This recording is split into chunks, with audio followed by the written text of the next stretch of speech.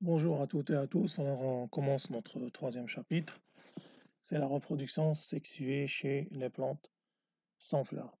Alors, on a déjà vu au niveau du premier chapitre et deuxième chapitre la reproduction chez les angiospermes et les gymnospermes. Alors, les angiospermes et gymnospermes, on a vu qu'ils possèdent des organes sexuels sous forme d'une fleur et les gymnospermes possèdent les organes sexuels sous forme d'un cône. Alors, la reproduction chez les plantes sans fleurs, déjà. Ces plantes-là ne présentent aucune fleur, c'est-à-dire qu'ils ne présentent pas d'organes sexuels.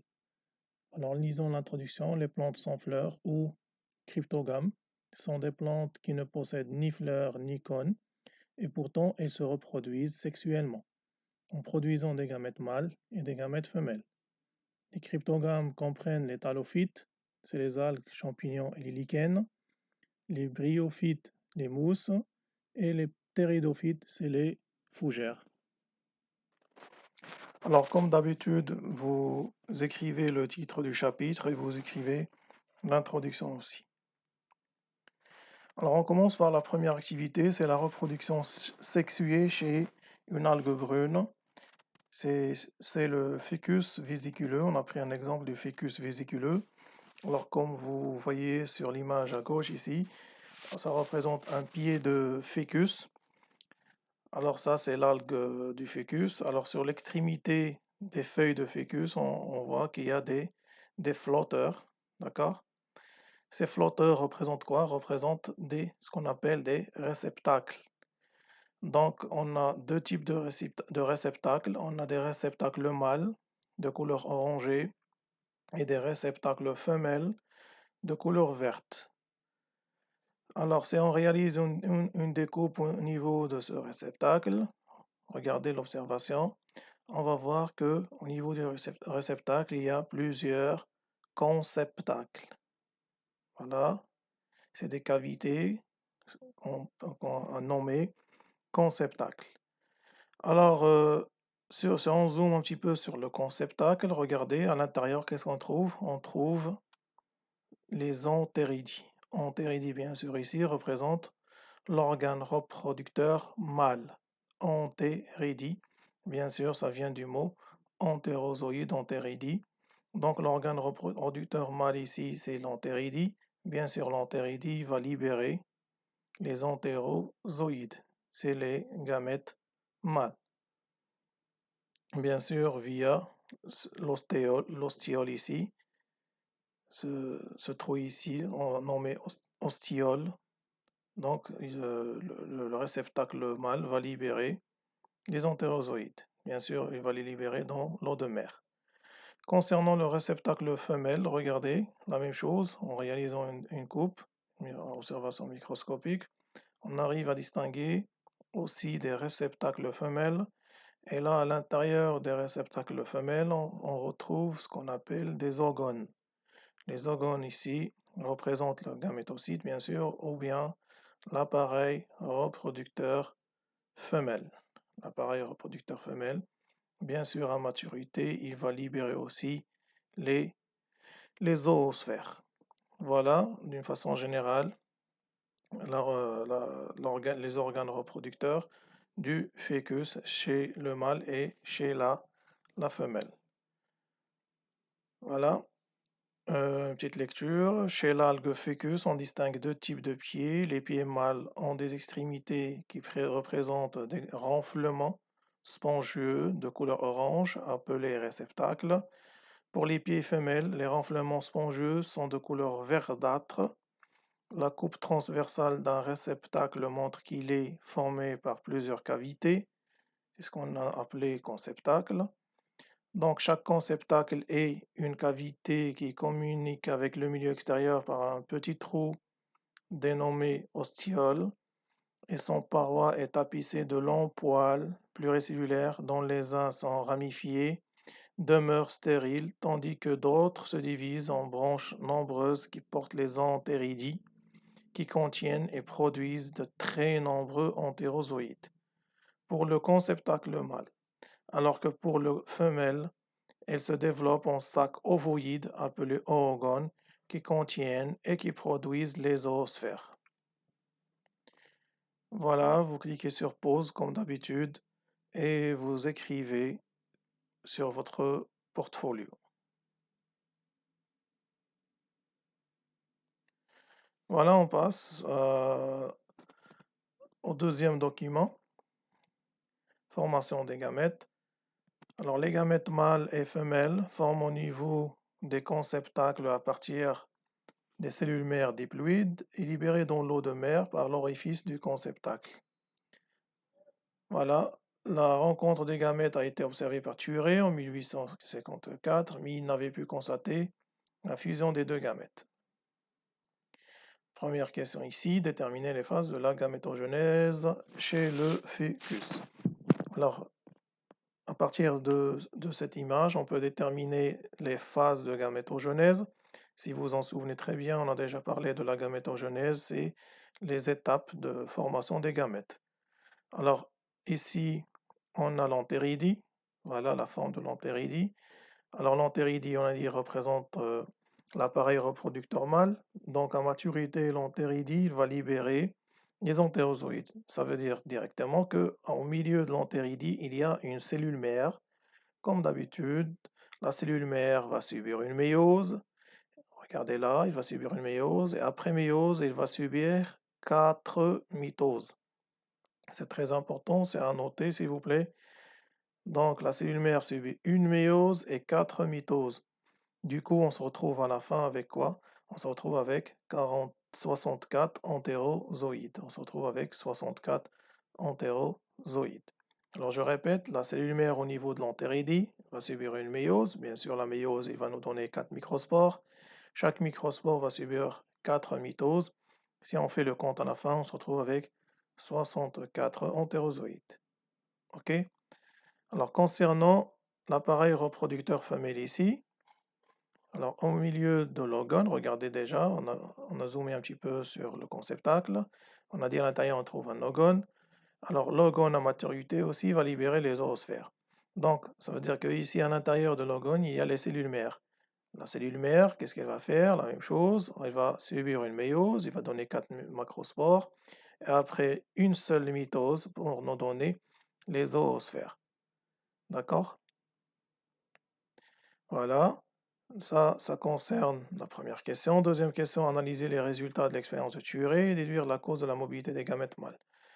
Alors, bien sûr, si vous vous en souvenez, on a dit que les deux organes, mâles ou bien femelles, ils vont libérer les gamètes dans l'eau de mer.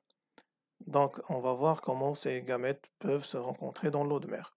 Alors, première expérience 1, on a pris une gelée orange qui contient bien sûr les gamètes mâles ou bien les cellules reproductrices mâles et une gelée verte qui contient les cellules reproductrices femelles. Pourquoi on parle de orange et de verte? Parce qu'on a déjà dit que le conceptacle ou bien le réceptacle mâle il est de couleur orange et le réceptacle femelle il est de couleur verte. Donc, on a mis une goutte d'eau de mer entre les deux gelées. Ça représente un pont entre les deux gelées. Alors, qu'est-ce qu'on a constaté comme résultat? On a constaté que les cellules reproductrices mâles ici, ou bien les gamètes mâles ici, ils se déplacent vers la gelée verte, qui contient bien sûr les cellules reproductrices femelles.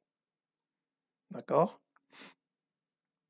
Deuxième expérience, on a mis une gelée orange, bien sûr, qui contient toujours les gamètes mâles. Et ici, on a mis de l'eau de mer qui ne contient pas de cellules reproductrices femelles, mais cette eau de mer était déjà en contact avec des cellules femelles. C'est-à-dire cette eau de mer contenait avant, elle contenait quoi? Elle contenait les cellules reproductrices femelles. Lorsqu'on a mis l'eau de mer entre les deux, regardez, les spermatozoïdes se déplacent toujours de l'autre côté vers l'eau de mer qui contenait avant les cellules reproductrices femelles. D'accord? Alors, troisième expérience, on a mis aussi de la gelée orange et ici on a mis uniquement de l'eau de mer qui ne contient rien du tout, bien sûr. Alors, après, lorsqu'on met un pont d'eau de mer entre les deux, regardez, les cellules reproductrices mâles ne se déplacent plus de l'autre côté. Donc, qu'est-ce qu'on déduit à partir de cette analyse? On déduit tout simplement que les cellules reproductrices femelles attirent les cellules reproductrices mâles. D'accord? Ils les attirent bien sûr via une substance chimique. C'est pour cela qu'on parle de chimiotactisme. Si vous vous en souvenez, on a déjà parlé de ça concernant le développement et la germination des grains de pollen. Lorsqu'on a dit que le stigmate, il attire les grains de pollen vers lui via une substance chimique, on a parlé du chimiotactisme. Voilà, petite lecture concernant la première question. Cellule mère diploïde 2N au niveau de l'orgone. Après une seule méiose, une seule mitose va nous donner 8 zoosphères. La cellule mère diploïde au niveau de l'entéridie, il va subir une méiose, 4 mitoses pour nous donner 64 entérozoïdes. Alors, concernant l'analyse des résultats de l'expérience de Thuré, les cellules reproductrices mâles, bien sûr, les entérozoïdes se déplacent vers la gelée verte qui contient les cellules reproductrices femelles, osphère bien sûr, ou même vers une goutte d'eau de mer qui était en contact avec ces dernières. Alors qu'en présence d'une goutte d'eau de mer normale, on constate l'absence de la mobilité des entérozoïdes. Donc, on conclut que la cause de la mobilité des entérozoïdes est une substance chimique sécrétée ou bien libérée par les zoosphères pour les attirer. Donc, on parle donc de chimiotactisme. Je pense que c'est clair. Alors, comme d'habitude, cliquez sur pause et écrivez au niveau de votre cahier ou bien au niveau de votre portfolio. Voilà, on passe au doc 3, c'est la fécondation et le développement du jeune fœtus. Voilà, petite lecture. Après leur libération dans l'eau de mer, les gamètes mâles entourent le gamète femelle. Un des entérozoïdes pénètre à l'intérieur de l'osphère et les deux noyaux mâles et femelles fusionnent et donnent naissance à une cellule diploïde appelée zygote. Je pense que c'est très très clair que c'est la fécondation. Voilà l'image, ici l'osphère entourée par les entérozoïdes. Alors bien sûr, on connaît déjà c'est quoi la fécondation, c'est l'union et la fusion des deux noyaux qui va aboutir à quoi? Il va aboutir à la formation d'un zygote. Alors après mitose et différenciation, mitose, c'est-à-dire après plusieurs divisions du zygote, on se retrouve avec un jeune fœtus. Bien sûr, regardez l'image qui va se fixer sur les rochers ou bien les roches et il va se développer pour devenir un fœtus adulte. Voilà. Les entérozoïdes libérés dans l'eau de mer par les enteridies sont attirés vers les osphères par chimiotactisme. L'un d'eux va pénétrer l'osphère et leur noyau fusionne pour donner un zygote. 2N, bien sûr, et les diploïdes. On parle de la fécondation externe, bien sûr. Le zygote 2N entre dans une série de mitoses et différenciations pour donner un jeune fœtus 2N qui va croître par la suite pour donner un adulte. Je pense que c'est très très très clair, c'est pas la peine de s'attarder là-dessus. Voilà, la même chose toujours, cliquez sur pause, le temps d'écrire et on passe au document suivant. Alors, doc 4, cycle de développement du fœtus. Voilà le cycle du développement. Commenter le cycle de développement du fœtus, dessiner son cycle chromosomique. Alors, on commence le cycle par le fœtus ici, le fœtus adulte. Le fœtus adulte ici, il est 2N, c'est-à-dire qu'il est diploïde. Donc, ici, c'est les réceptacles, que ce soit réceptacle mâle ou femelle. Le réceptacle, bien sûr, mâle, il contient des entéridies. La cellule mère, au niveau de l'entéridie, va subir méiose. Et après méiose, etc., et 4 mitoses, on a dit qu'on se retrouve avec les entérozoïdes. Voilà, ils sont flagellés, c'est-à-dire qu'ils possèdent des flagelles pour se déplacer. Concernant le réceptacle femelle, il contient des organes. La même chose, la cellule mère au niveau de l'organe va subir une méiose, mitose, et on se retrouve avec les zoosphères haploïdes N. Voilà, osphère haploïde N avec entérozoïde haploïde N. Après fécondation ici, on se retrouve avec un zygote 2N. Donc N avec N nous donne le zygote 2N qui est diploïde. Bien sûr, on vient de voir que le zygote va se développer pour devenir un jeune fœtus, donc il est constitué de cellules diploïdes, et après, son développement devient un fœtus adulte, bien sûr diploïde. Voilà grosso modo le cycle. Voilà, ça c'est le cycle de développement, c'est ce qu'on est en train de dire. Le fœtus adulte va, le pied, bien sûr, le pied femelle possède des conceptacles femelles. La cellule mère va, dans l'orgone, va donner l'osphère. Et le pied mâle, bon, bien sûr, possède des conceptacles mâles. La cellule mère va donner les entérozoïdes. Donc, entérozoïdes et osphère, après leur fécondation, vont donner le zygote. Le zygote se développe en jeune fœtus et le jeune fœtus se développe en fœtus adulte. Concernant le cycle, il est diplophasique, tout simplement parce que je vous ai déjà expliqué ça. La fécondation, ou bien après méiose, il y a directement fécondation. Après la méiose, il y a directement fécondation. D'accord? S'il vous plaît, on a déjà expliqué ça, regardez la vidéo précédente.